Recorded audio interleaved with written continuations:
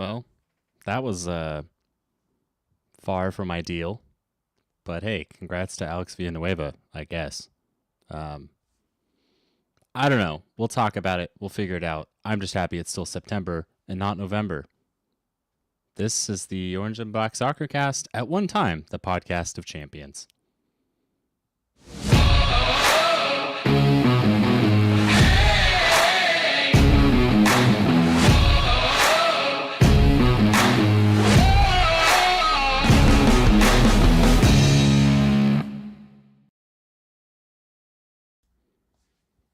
Thanks for being here. I'm sure after Saturday night's result, you're probably not loving it. But hey, we're still going to talk footy, and we still have things to look forward to and fun people to talk to nonetheless. Let's get right into it because, no one ever really wants to listen to me speak. Brad, how are things going? Welcome back. Oh, man, we may have had a horrible result on the soccer pitch, but football's back, and boy, does it feel good to have American football to go with my world football. I already don't approve, and whatever. Let's jump even further east than Las Vegas and welcome on Tyler. Tyler, all the way from Lexington. Thank you for joining us here. I just got to correct you first. We are obviously in the West. We're. No, I'm glad to be here, though. For real, I really appreciate you guys having me on. We could do this all night. I can. You could just watch my face turn red. I don't. Let's be real. I'm gonna lose it. And then we have one more special guest joining us tonight. Oh, look! It's this guy. He's back. Ray Samora. I'm glad I don't have to say the dumbest things on the show each and every week. Welcome back to the podcast of champions. Yeah. I'm disappointed. I'm gone for a month or so, and I'm really loud. Okay, let's go lower. Is that better? That's right. Better. Let's just keep going, just all the way. Mid-season form. Yeah. You want to just go all the way down in my volume, Dylan? I'm going to say this. I'm disappointed because you're like, once the podcast of champions, I'm going to ask our other guest here, since I guess I'm a special guest, Tyler. Once you get that star, it's permanent, right? You're permanently labeled a champion, right, Tyler? Forever and always. It's in the history books at that point. Forever and always, Dylan. So you got to get that right. It's not the one-time podcast of champions. We are still the show of champions here in the Orange and Black Soccer Cast. And I just somehow popped in here. I didn't know. I thought I was logging into the Spurs show or something, but I found out I was with you guys. So I will just do this for the next 50 minutes or so. It's hip to clip, didn't you? It's hip to clip. Hey, that's my original podcast that I started doing all this with. But Tyler's like, what the heck did I sign up for? We got to get into the soccer talk, the Orange and Black Soccer Cast, and upcoming match. We're going to do reverse order today because Tyler is joining us from the East Coast. So we want to respect Tyler's time and swap it. So we're going to talk about the upcoming match. Then we'll go back and talk about what happened this past weekend, which I'm sure we all have some stuff to talk about. So let's get into this. Dylan, I don't know. Do you want to keep handling this with you? I'll be the special guest as you announce me, since that's what it seems like I am today. Go for it, Dylan. No, buddy. It's your world. We're all just living in it. Well, let's do this. Let's get into this. We got an upcoming match this weekend for Orange County Soccer Club, looking to rebound after a tough road match in Detroit, and another tough upcoming match here. It's a road match, right? I didn't even do my homework. This is the way this show works. We're playing in Kentucky, right? You are. Yeah. We are. So proud of you, Ray. A match in Detroit. I'm assuming they all come home. Then they got to fly back out to Kentucky, which is probably not an easy flight from Orange County to Kentucky. I'm sure there's not many direct flights to get into Lexington from our neck of the woods. Tyler, give us the lowdown. Give us the info on how things are going for your team out there in Kentucky, Lexington, to be exact. And I believe we met earlier this season. Things have probably changed much since then, right? A whole lot. Early in the season, there were a lot of struggles, We definitely were taking our lumps, being our first year in the championship, and things were not smooth sailing. But now things have kind of righted the ship. So, everything's feeling good at the moment. Our team looks very different from when we faced you all last. I know we had that 2-2 draw. It was a little bit dramatic. We had the crazy last minute goal to kind of seal that up. But yeah, now we have I think 4 or 5 players that were in that starting lineup that either are no longer with the club or have kind of fallen to the wayside, and we have a little bit of a different look so far. But it's kind of changing week to week, honestly. Currently, we're battling a few different injuries for some of our starters that we had kind of had established. But everybody who slipped in has done good. We're still waiting to see Latif Blessing, who we signed, big name that we brought in. He's been around for a few weeks, but has yet to be in the 18. So there's a little bit of mystery around that, if he's going to make an appearance Friday or not. We're all hoping so, because everybody in Lexington's really excited to see what he's got going on. But on the whole, it's a brand new team, honestly, from what you guys faced at the beginning of the season, which a lot of teams could say that. So there's some mystery for this matchup in my mind. Yeah, the interesting way of the USL Championship, right, is it's in that off calendar compared to most of the rest of the world. So when you have some of these mid-season additions or subtractions, which Orange County has experienced with Kyle Scott heading out back across the pond to England, new players coming in, it makes a interesting thing, especially when two teams met very early on in the season. It's a very different picture. Orange County has sort of evolved over the season, except for the last couple matches. Their defense was starting to show signs of some greatness. And then I guess 8 goals in the last 2 matches is not what you want heading into a match like this. What's the biggest change that you have seen that has sparked Lexington's run to top 4 in the West? What would you base that off of if you could pick one thing? I think a lot of it is just finalizing our identity as a team. I think all of the switching in and out of players that we've done, either releasing them or loaning them to other clubs and then bringing in new talent. And then a couple players grabbing opportunities when they presented themselves. For instance, Brooks Thompson is now in goal as our goalkeeper 1. When we faced you guys, it was Logan Ketterer. So he's kind of fallen into that secondary role. I think that we've just found our footing, because whenever we play with this identity that we found about mid-season, it seems like we find success, which tends to be high press, high attack, very intense. And kind of the crazy thing about our squad is we can uphold that intensity for a pretty large chunk of the match. And I think it's because of who we have waiting in the wings when our 18 is established. So, again, kind of our big question mark right now is we had a stretch of games where it was okay, this is our 11. This is who we're going to see regularly. People picked up knocks, and now all of a sudden we're wait a second, we're seeing a little bit of a shift in our 11. Like Braulio Rodriguez, he actually scored whenever we played against you guys last, but he hadn't appeared in several matches. For a bit it was because of injury. For a while it was maybe just other people had seized opportunities, but now here the last couple games he's been a focal piece. He might be back in the mix again, but I think just the identity is the biggest thing. If I had to really pinpoint a player that's made a huge impact for us, Michael Adedikin has found his stride. We ended up extending his contract because he's just really found his footing with us. And then honestly, I think that change up in goalkeeper has been big for us too. I think we found a lot of success with Brooks Thompson in the net, so I'm hoping we can continue that. One just sort of weird random question. As you were speaking, I was looking through sort of the schedule and how things have been going so far for your team. And there's an unusual number, at least, compared to what we're used to here in Orange County, an unusual number of Friday night matches for you all. Do you see that as a benefit since your team is sort of used to sort of that weird schedule? Because obviously we've talked about this in the show in the past. I know it's been a while since I've been here talking about this. Players are creatures of habit. They like to have consistency. Mm-hmm. They like to have their training week to go a certain day that they're doing everything. The travel's a certain day, things like that. A Friday night match throws that off a little bit. Lexington has had quite a few of those matches, both home and on the road. Do you see that as an advantage for your team, or am I just overplaying that whole thought process? It's hard to say if it's an advantage in itself, I do think it's been advantageous for us. The simple fact that we don't really have any midweek matchups that we participated in that are league matchups anyway. Of course, other competitions we've had the stray random game middle of the week, but I think it's helped us with consistency that we can always pretty much count on Friday or Saturday being our game day.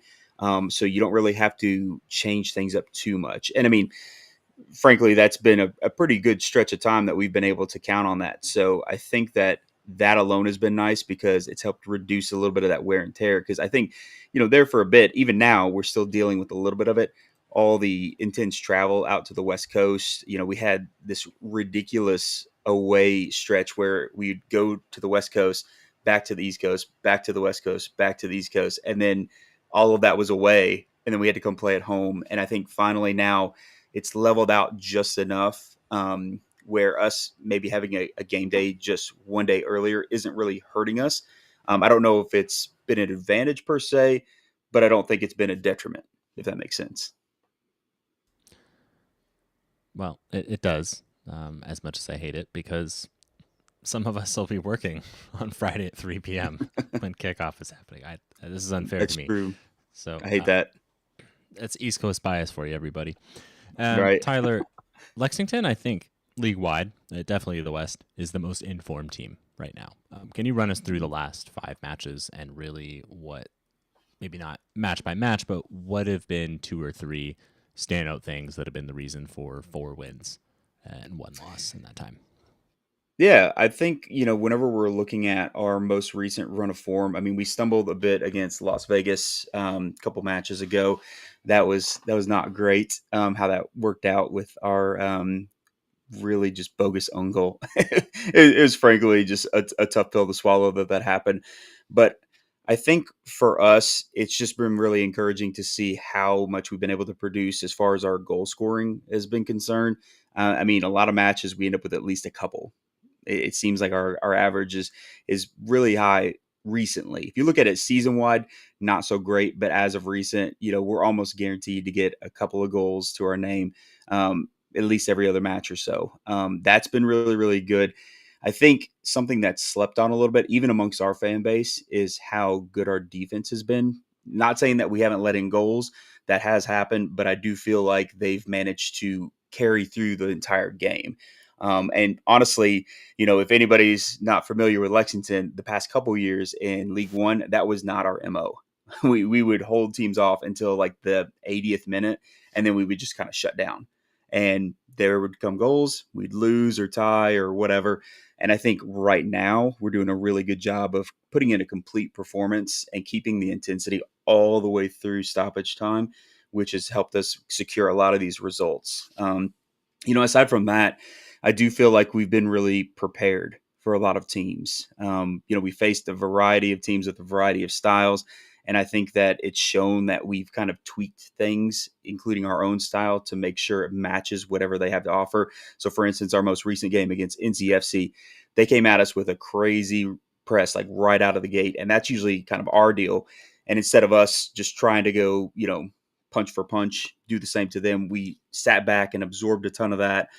By the time they started getting tired out, then we sprung, and then we were putting all the pressure on them. And I think we found success doing that. So I think tactically we've been really smooth in a lot of areas. Not to say there aren't stumbles here and there, but I think it's been really encouraging to see that stuff. We are definitely familiar with Lexington's ability to play into stoppage time, obviously, from our second match of the season. Right. In terms of formation, how is Lexington typically setting up? We run like a 4-2-3-1, but all the time we're seeing like little tweaks and changes. Honestly, like for instance, I mentioned Adedekin, like he tends to play out on the wing. Sometimes in games he'll tuck in, and he almost plays almost as like kind of a paired striker with either Corey Burke or Forster Ajago, and then we have somebody else sweep up into that space. And so we don't always play super symmetrical. And sometimes it's perfect, right? So I feel like we're really adaptive in that regard. So our formation kind of flows in an interesting way depending on our opponent. You'll see a lot of things, obviously, with like our wingbacks. somebody will push up and then we kind of play with a back three when we're on the attack. A lot of times Joe Hafferty's the guy that does a lot of that. Kieran Sargent earlier in the season handled a lot of that business. Now he's been a little bit more defensive, but he has plenty of ability to do that. He's one of our young, I think, superstars that really could be a game changer and is really good at that supporting role. So running that formation that we have with the personnel that we have allows us to be pretty fluid a lot throughout the match. So I think it'll be interesting to see kind of how that iteration comes to pass whenever we face off with you guys. Okay, just to double check / confirm with you, Joe Hafferty is your right back? Yes, yeah. And Kieran Sargent's going to be our left. Yep. I mostly ask because probably our I'm going to catch flack for this, but our best or most defensive left back is hopefully back from national team duty. Oh, well. Tyler, one kind of final question for you. OC alum Sofian Jafal, how has his 2025 season gone out in Lexington? Personally, I feel like he's been pretty integral to our success. The way that he's helped us control the midfield has been huge. I really enjoy how versatile he is, how great he is helping defensively, but also more than willing to get up in the attack. And he's pretty ferocious when he is. Now, problem being that he's been out for a little bit.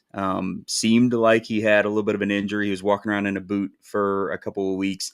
It looked like he's out of the boot, but I have no idea his playing status. So in the meantime, Speedy Williams has kind of taken that mantle. He's kind of come into the mix. Everybody thought that Speedy Williams would be like auto lock starter for the season, and that's who would kind of carry us through as our rock.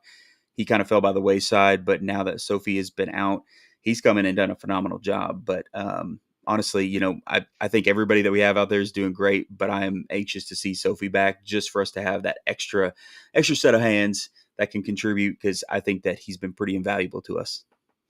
Before I hand you off to Brad, I almost want to laugh about the fact that seemingly Lexington signed every 2019 hot USL play. Like Marcus Epps is playing, Speedy Williams is in. Like just all these guys that were tearing the league up 5-6 years ago are now all here in Lexington, all making it happen. And they're still somehow around. A lot of familiar names there. Even when you talk about Latif Blessing, who's you mentioned recently signed. I mean, that's a well-known name to people here in Southern California. All the names you were dropping, I'm like, whoa, wait, I know that name. Oh, that name. And then, obviously Josh Sargent's brother, you're calling out names. So, man, you all got pedigree there in Lexington. We do have a lot of exciting players. Good for you. I mean, we do too, to be honest. But I just think of you as an Eastern team because Lexington's not in the West. Brad, take it away, bud. Right. Yeah, of course. Happy to do so. You guys just started off your USL championship early this year, and one of your first games of the year was a trip down to Orange County. How has it been, since then? How is the new and quote unquote improved experience being in the USL Championship been compared to USL League One? Because you guys are in the position where not many clubs get to say they've been in both. Yeah, it's definitely weird, like frankly. From a content creator standpoint, it's strange, like, because my experience is different than a lot of other fans, because USL One's so much smaller, so much more close and tight knit, and everybody kind of knows everybody and knows what's going on, and then you're kind of in tune with every single game because there's not that many to watch. And so you go into the championship, and something that a lot of fans have mentioned, like, I can't keep track. I can't keep track of who's doing what and who we should watch out for and what's going on with them, because there's just so much soccer happening. And I think that it's been kind of an interesting element too, having conferences, whereas USL One, it's just you play whoever and you hope you can get up some wins.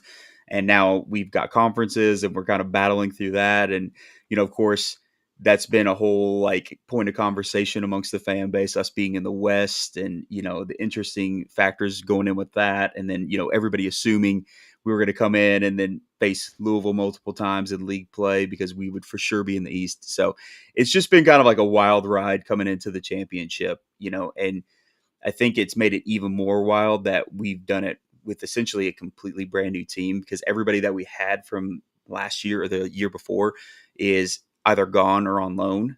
So we've kind of done it with a completely fresh squad. So that made it feel even more like brand new and just mysterious in some ways. Like, what's going to happen? What are we going to do? Because USL One, honestly, our tenure in the league was not that great. Like the 2 years that we were in USL One, we struggled a bit to find our footing. And, even with us doing an overhaul in year 2, it was really, really tough. And I think a lot of fans, whenever they saw us stumbling early on in the season in the championship, there's the group of fans that were like, okay, this makes sense. We're joining the championship. It's going to be new. It's going to be tough. But then there was the group of fans that was like, oh, no, not again. we can't do this again. We got to figure this out. And so I think now there's just a lot of excitement that we found our footing, that we're competitive. Obviously we're not running away with the West. It's tight, right? And you guys know that just as well as we do. It's kind of crazy how much parity there is. And, I think that that's adding a lot of excitement to us being where we are in year 1 in the season coming to a close. Only 7 games left for us, which is insane, honestly. And, we have all this excitement already, and it's only going to get more and more intense as we go. So I think it's been really awesome switch. I think everybody's real excited to be where we are. It's been great for our fan base. I think that it's helped us kind of explode, because we're absolutely blowing all of our previous records for attendance out of the water. Now we're like averaging like around, I don't know, I think last time I saw it was like close to 4,000 a game, and a lot of them have gone much above that. So I think it's been really great for our city, honestly. And I just want to jump on because Brad sort of led up a question here that I was leaning towards, and then I'll give it back to Brad. But obviously, you've had that experience, and there's some, for those not familiar with East Coast compared to West Coast, there's a lot more proximity for teams and cities and stuff like that. So in the short time Lexington has been in both leagues, there's been some rivalries that have built up. And in League One, you had the rivalry with One Knoxville. Now you have the rivalry with Louisville. What your preference, and then maybe you can let us know fan-wise from what you've experienced, what's the favorite of those rivalry matches? And share with us the names of those rivalries for people that might not know. Yeah, actually, honestly, to be upfront, it's option C. Option C. We actually really enjoyed a little bit of a rivalry that naturally evolved with Greenville. It was kind of out of nowhere. The rivalry with One Knox, it was fine. It was kind of a natural fit because obviously our teams are rivals in the collegiate world, right? So there was kind of like a built-in aspect to it. And of course, people would kind of get involved with that rivalry. It was not necessarily fun for Lexington fans because it was always a loss or draw for us both years. And so didn't really have like the vibes, although Greenville matches always were crazy. There was always some last minute ridiculous drama that was game changing and made the match exciting, made one fan base angry, made one fan base excited. It was just full of all the storylines. And we even had our own like villain out of it, Jamie Smith. He is that guy that always just seemed to come up big for Greenville against us and would try and like steal something away from us. But then we had a match where he had an own goal, and then we ended up winning that one. So it's really, really cool to see those natural rivalries grow. And right now with Lou City, I think that one is really cool because it's a strange one, to be fair. It felt like it was going to be more contentious and fan bases being like, all right, this is real deal. We're going to kind of, get each other with some tense banter. But now it's kind of settled more. And I think that's because of us being in League One. A lot of Lou City fans were like, you know what? Why not? I'll cheer for Lexington. And a lot of Lexington fans were like, why not? I'll cheer for Louisville. Who cares? We're in different leagues. And now that we're back together, I think people found it really, really difficult to turn that switch off and be like, no, I hate that team. So whenever we hosted them most recently, it was actually really cool and the vibes were awesome. They might have come away with the win, but I feel like our fan bases had a lot of fun interacting with one another. And I think that for me, that was like the truest and purest rivalry you could ask for, because it wasn't really a bad blood thing. It was just like we're going to give each other a little bit of a hard time, but we're all going to hang out and have a drink in the parking lot afterwards. So I think that one's been pretty cool. All right, well, I'll go ahead and take back my control, and I think you set up a little bit of my next question pretty well. Speaking of, games that have last minute heartbreaking, one team's super excited, the other team's super sad. Mohamedou War at the begin in the 97th minute of our first meeting in March, scored a really tap-in goal that was kind of a little lucky. Um, that's not really so much of a question, but my question from, obviously our first game is, what did the team learn? And from an outsider's perspective looking in, because we know and talk about our team, but what is, from an outsider's perspective, as my dog is talking in the background, can you give us like your scouting report for this upcoming game? Yeah, I think what it comes down to as far as what we learned as a team is what I mentioned earlier, just the idea of like we have to close out games. We have to keep that intensity because we got stuck in a little bit of a rut. There were a series of games where we were just losing or maybe we'd manage a tie, but it was always a tie that should have been a win and we kind of let things slip. And, on our pod, we like to say that we were playing grandpa ball where it was just like, let's be slow and methodical and see if we can just slowly march up the field and then we'll pick them apart. But it wasn't crisp. It wasn't ferocious enough. And, once we figured out like, okay, that's not how we're going to play. We need to play with intensity. Things switched up for us. And I think that we found the right formula to swap players in a way that we can keep that intensity going.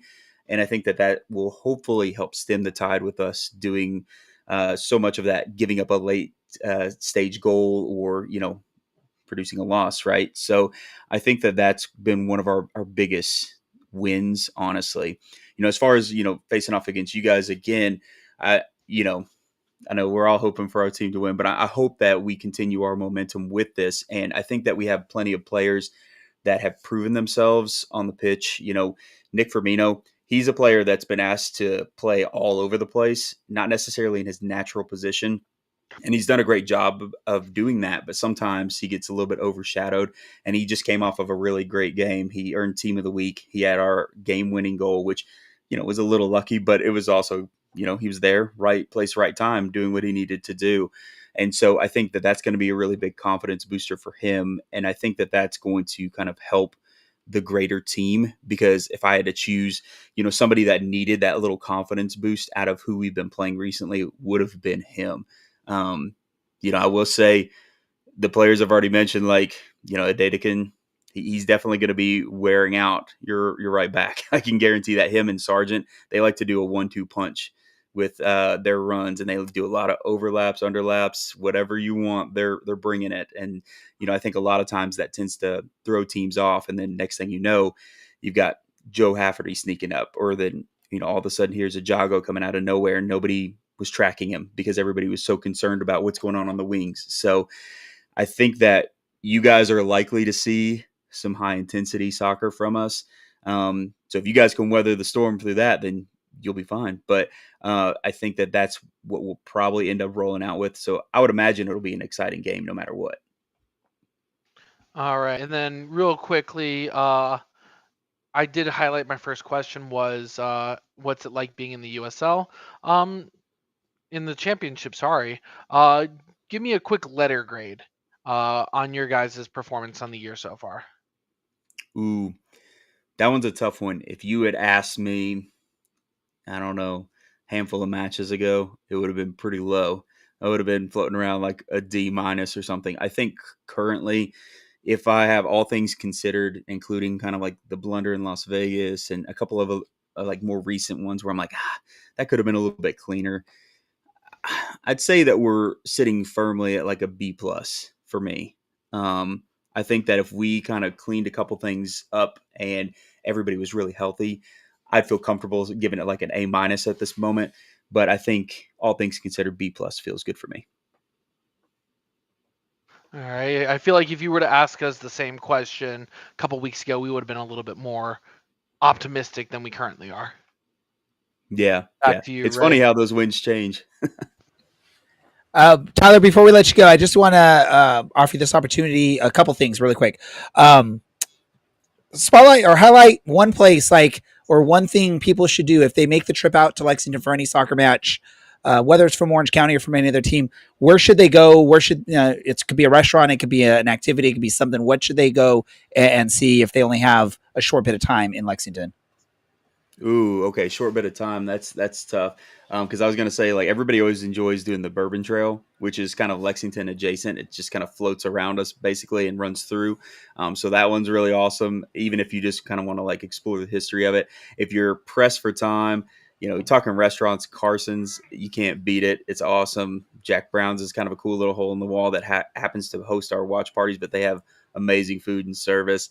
The horse park is a win. We actually just opened a brand new park downtown called Gatton Park. It is phenomenal. I mean, we're talking 2 weeks ago it opened, and it's massive. It's got all kinds of cool stuff. So if you're like an outdoorsy person, definitely hit those things up. That's my suggestion anyway. There we go, Tyler. And last thing, plug away. Let our listeners know if they want to hear more from you, learn more about Lexington SC or anything else. Where do they go? How do they hear more from you? Yeah, we're everywhere. We're on all the platforms. We're on YouTube. We're on Spotify, Apple. We're on all the socials at Crane Kicks Lex. So it's nice and easy to find us. There's no deviation, no matter where you go. It's all the same. That's one of the beauties of choosing a weird name. It's not taken by anybody. So we love to interact with people, fans from other clubs or fans from Lexington. Likewise, it's all fun. Well, Tyler, I know it's late for you while we're doing this show, so I appreciate you taking some time, staying up late to speak with us and educating us. And best of luck to your show. Best of luck to Lexington, except for this coming Friday. Hopefully they stumble, they fall, and Orange County comes away with 3 points. But other than that, best of luck to y'all, and thank you so much for taking some time to speak with us. Yeah, same to you guys. I really appreciate you all having me on. Awesome. Ladies and gentlemen, boys and girls, Tyler from Crane Kicks Lex. Yes, very unique name. It's pretty cool when you can come up with a creative name for a show, a podcast, whatever it is. Dylan says no. He wants it to be simple and sweet. That's why he's a fan of Orange County Soccer Club, because it's very cookie cutter, very straight to the point, right, Dylan? Has anything ever been straight to the point? No, I don't know. definitely not. All right. So we talked about the upcoming match, but we still have to talk about this previous match, which we're going to do right here. Before we do so, though, if you like what you heard from Tyler, you like what you're hearing from us, make sure you go ahead and like this show and like anything that we post anywhere we do, listen, share, all that great stuff on social medias, podcast, YouTube, all that great stuff. Please do so. It gives us a lot of encouragement to continue doing this. Let's talk about the match this past weekend. I'm going to get straight to the big thing that everyone was talking about in this match. Then we'll get to the tactics. The injury to Colin Shuttler looks like, from what we could tell, concussion protocol when he got shoved from behind, fell forward, and looks like probably because they're on that fake grass stuff, probably isn't the softest surface. And when you hit your head on that, it probably doesn't feel good, probably hurts. Luckily, from what I've heard and I've seen, is Colin's good, just recovering, and hopefully we see him back sooner or later. I'm going to get to my biggest gripe on this. Is there were a lot of fans that were basically just saying, who cares, it's his fault, he shouldn't flop, so that he gets what he gets, right? I saw that on some of those social media posts. I'm not happy about that. Obviously, when a player gets hurt, and we've discussed injuries in the past, we don't want to see it, whether it's our player or the other team's player. We don't want to see players get hurt. You don't know the situation in something like that. When you get shoved from behind when you're not expecting it, it can cause a whole bunch of weird reactions for your body, including whiplash, losing balance, falling forward. Who knows what happened in the moment? The biggest thing to know is he was hurt. They had to be stretchered off. Seems like he's doing okay. Hopefully we see him again soon. Don't need to get into the semantics of it's a flop. You got to learn how to flop or you're going to get hurt like that.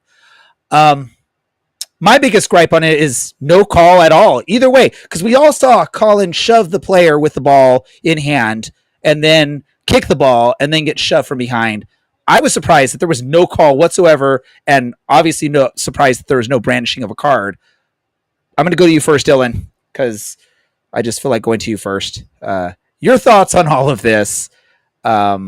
Should go for it. Well, I'll start by saying I don't love that Colin Shuttler's ended up with yet another concussion while playing for Orange County Soccer Club. I think this is at least the third one. I feel like he misses a week every single year. But, super cool situation.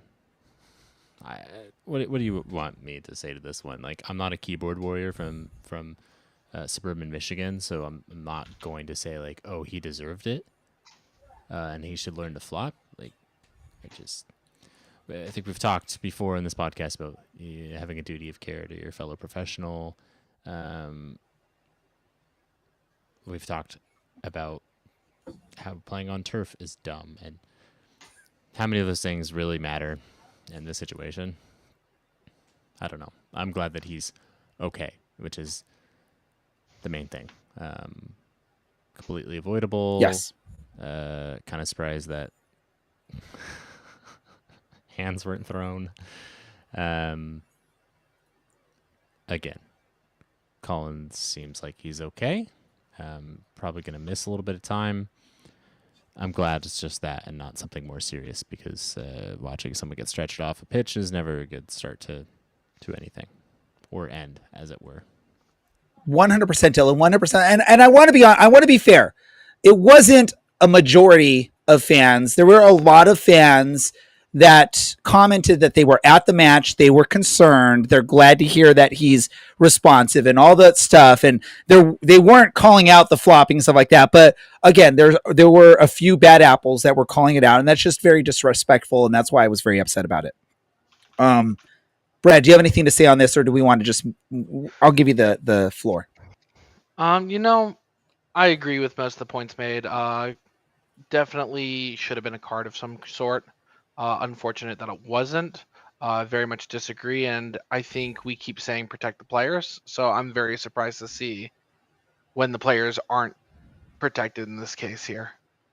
Yeah, and I guess the thing that frustrated me is it wasn't like Colin kicks the ball and 5 seconds later he's shoved from behind and this happens. Thus, no one's watching the play. It was literally a second after he releases the ball, he gets shoved from behind. And if you watch the replay, his head does sort of whip back a little bit. So if anyone's had whiplash in any moment, in an instance, in a car accident, in anything, it doesn't feel good. And you sort of lose your balance, you lose your composure, and you can't really control what happens with your body sometimes when that happens. That's all I'm going to say on it. I'm going to wrap it up there. I just want to tell those people that felt like in that moment, it's the messages, you shouldn't flop, or teach your players how to flop and they won't get hurt. That's not the message to go about this. It's a player, it's a person that had a serious injury that they're dealing with, a scary injury.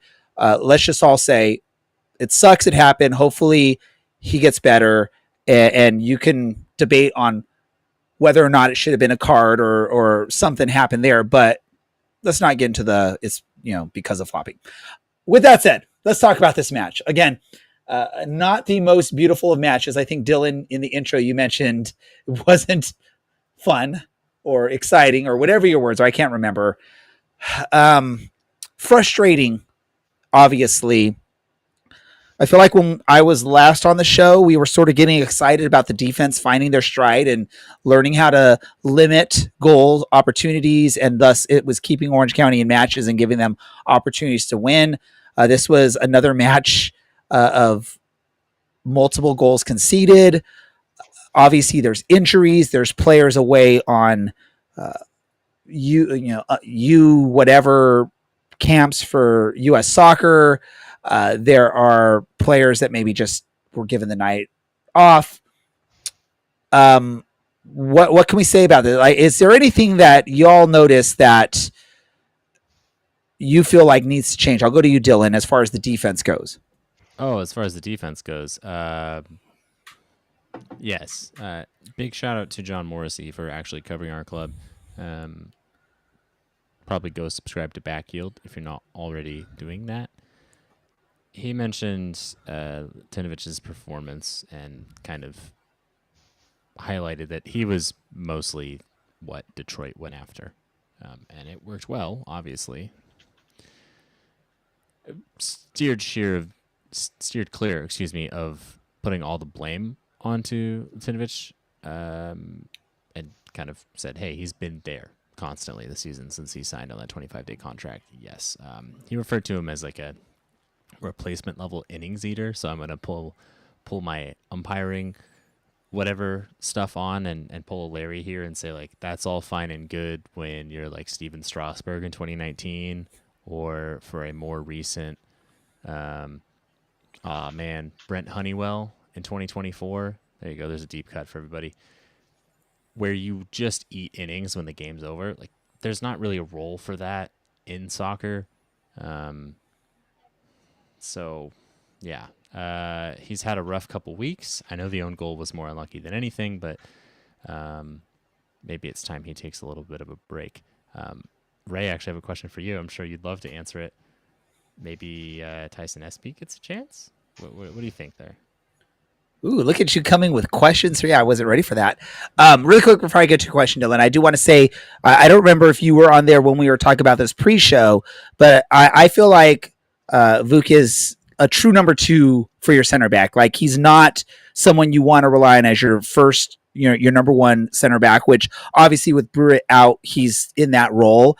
I think when he's put in that role, especially with a young back line, like we see with, we all forget Ashton Miles is still a very young player when it comes to his age and experience. You got someone like Ciota that's on the outside. That's a young player. So I think when forced to be put in that role of the number 1 center back, it's tough, and that's where we're seeing the exposure of maybe some poor defending there.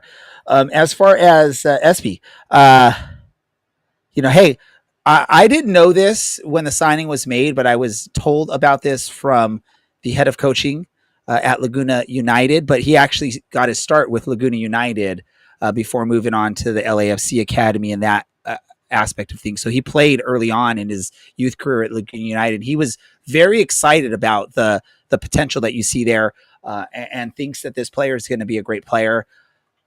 Is it something that you put him in this situation? I think if you have Tom Brewitt as the partner on defense, maybe I would say, yeah, let's roll with it. Let's give it a chance.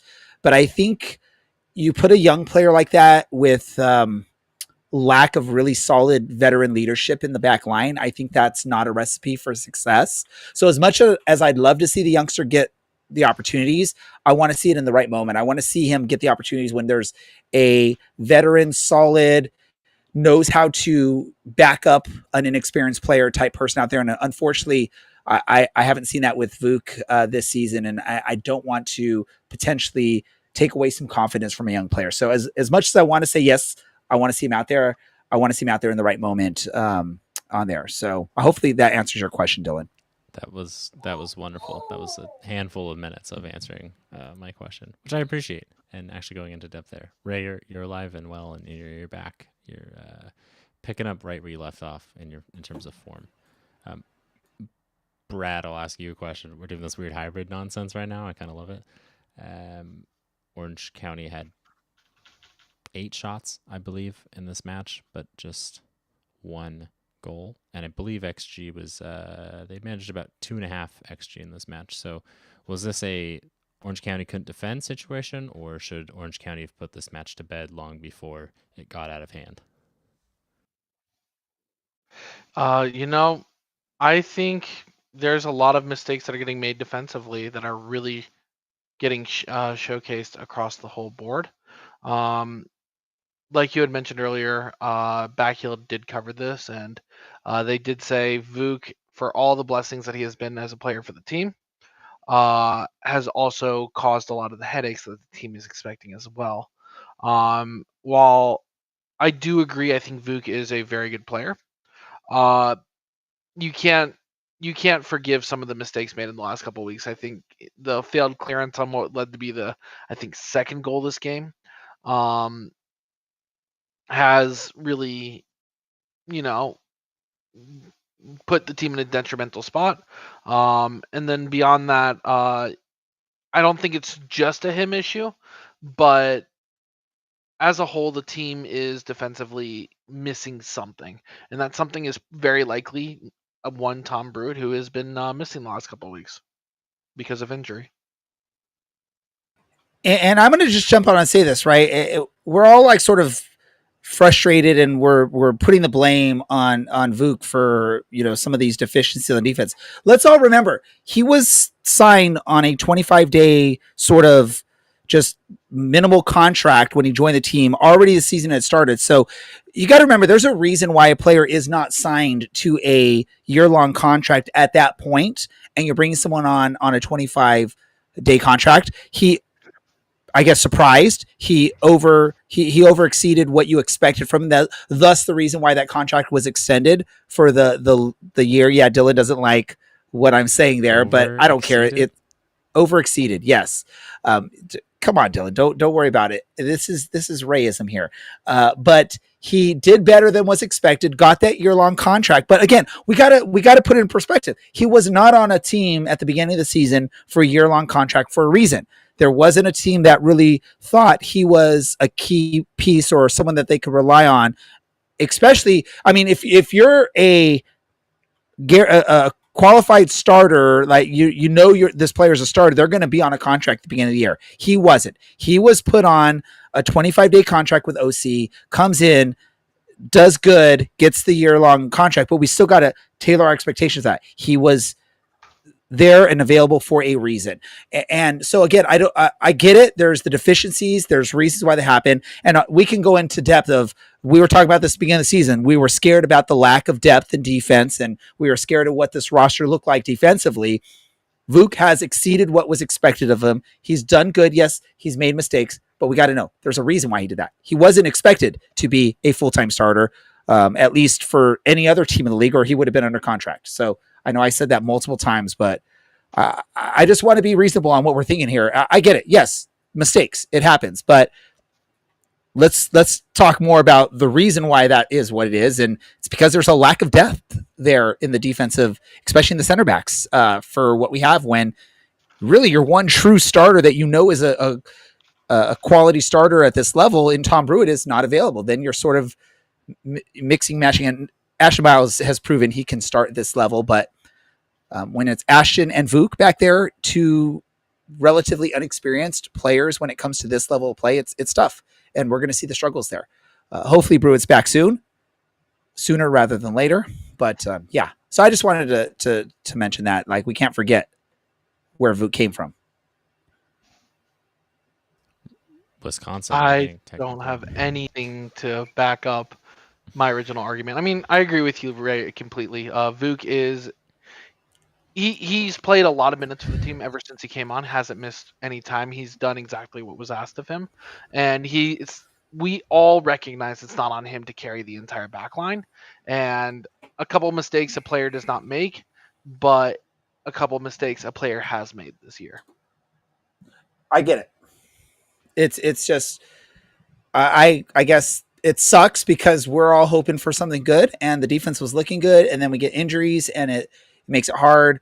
But it's, I'm going to go back to basketball was my first love when it came to doing this type of stuff and analyzing stuff. But it's you sign a player to a 10-day contract, a second 10-day contract, and now you have them for the rest of the year because they've done pretty good for you. It's still a player that was available for anyone else to sign at that time when you brought him in. They just, no one else thought they would be the key piece, but they did good enough to sign him for the rest of the year. You have him there. It is what it is. Anything offensively, Dylan, that you saw or that you liked from this match? Well, I saw missed opportunities. I said like.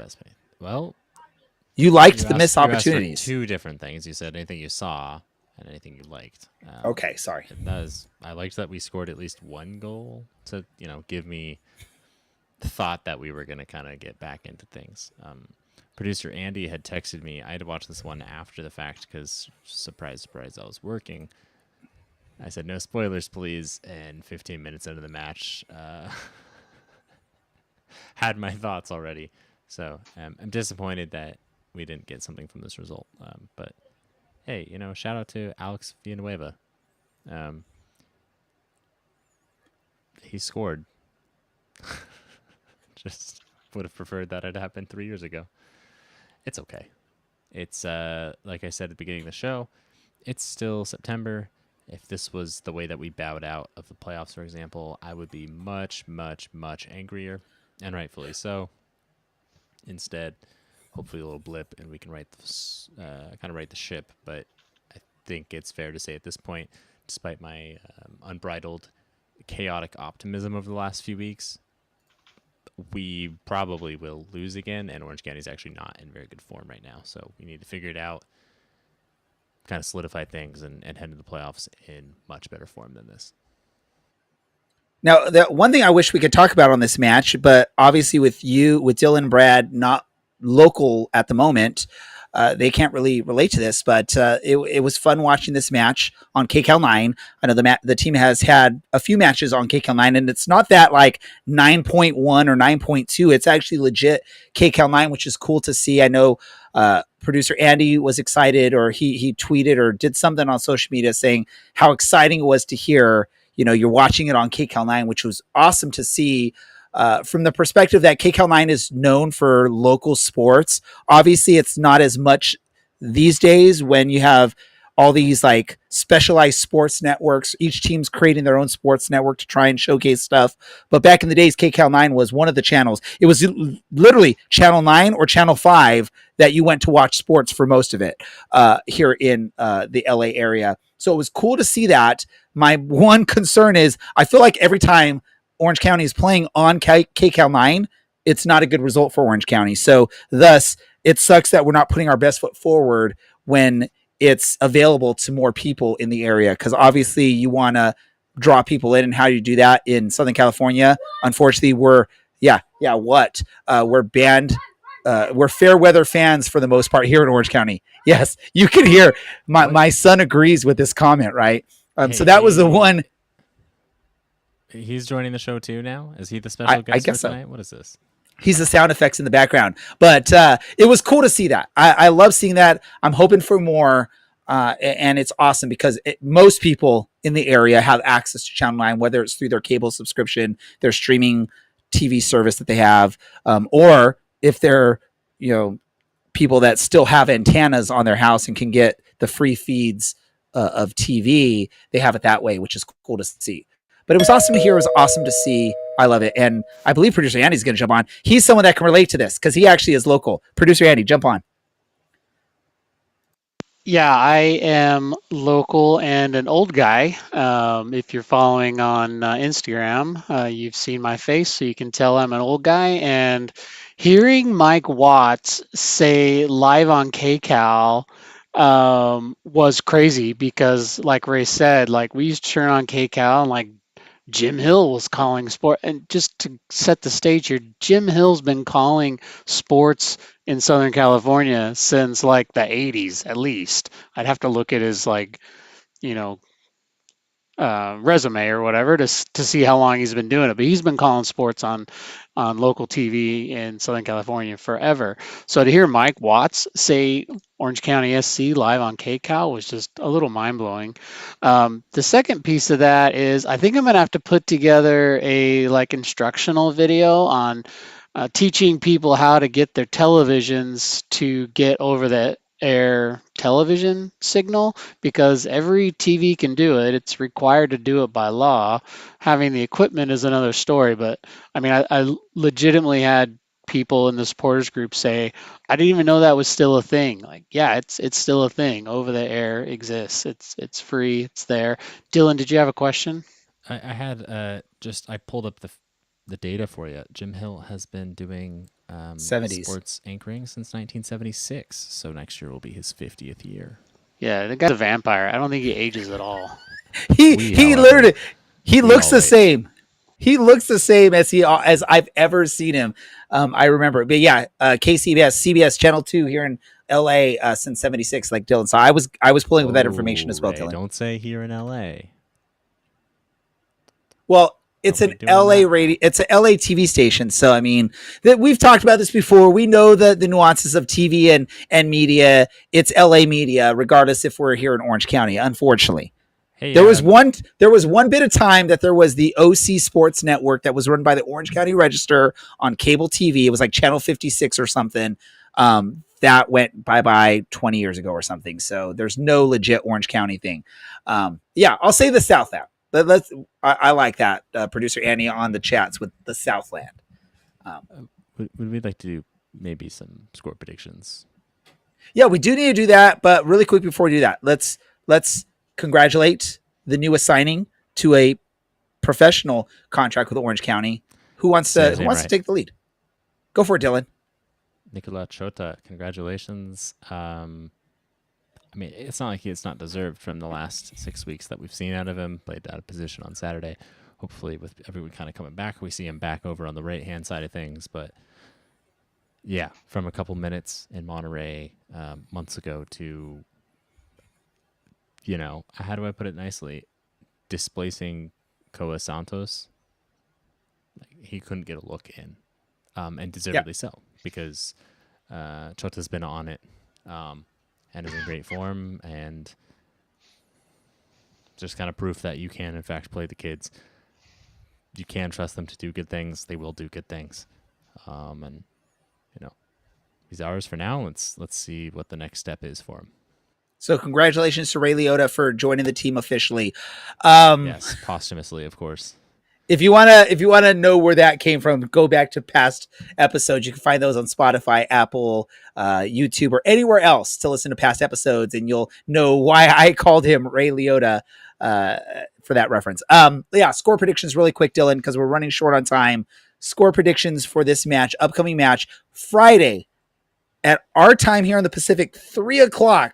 So I know many of you are going to be like working with your phone on, streaming this match to see what's going on the Golazo Network. Dylan, your prediction for this match against Lexington, in Lexington, a tough place to travel to. Let me just burn more seconds off the show by saying, I like that you think I have enough money to afford the Golazo Network, would want to give CBS my money, and also would have enough money to pay for unlimited data. Wait. I'm going to say 2-1 Lexington. I'm cutting you out, Dylan. Golazo Network is free. I can handle this one. It's free $3.99. There's a cost to everything. Sorry, guys. I'm a Luddite over here. Back in my day, we just had ESPN Plus for everything. It wasn't even bundled. Now you got to get ESPN Ultimate. Brad, what's your prediction for this match? Are you going to watch it for free, or are you like Dylan? You're going to like pay some Russian bot $10 to be able to watch this match? I will watch it for free. I will probably leave work at like 4 on the dot to accommodate for watching this game. I mean, let's be honest, Ray. A game that starts at 4 in American sports really starts at like 10 after. Are you in Mountain Time? At 3:06. Are you Mountain Time, Brad?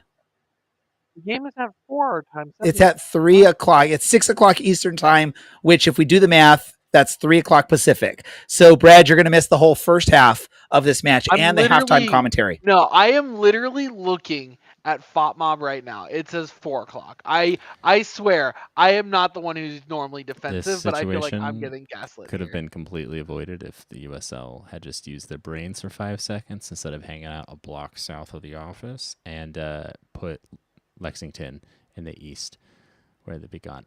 Somehow this discourse has led to someone commenting about their favorite pirate stream site with letter salad of a handle. So we did it, everybody. We're all right. A real soccer podcast now. I guess it's 4:00 Pacific time. I don't know where I'm getting. I don't know. I got 3:00 somewhere, so we got to confirm this. We'll follow us on our social medias. This is a reason why you should follow us on our social medias, because we will confirm this for you and let you know for sure, so you do not miss the kickoff. Anyway. But I was reading elsewhere that it was 3:00, but producer Annie found 4:00. We'll figure this out. Watch the game. We got like 20 seconds to get scored. Prediction, Brad.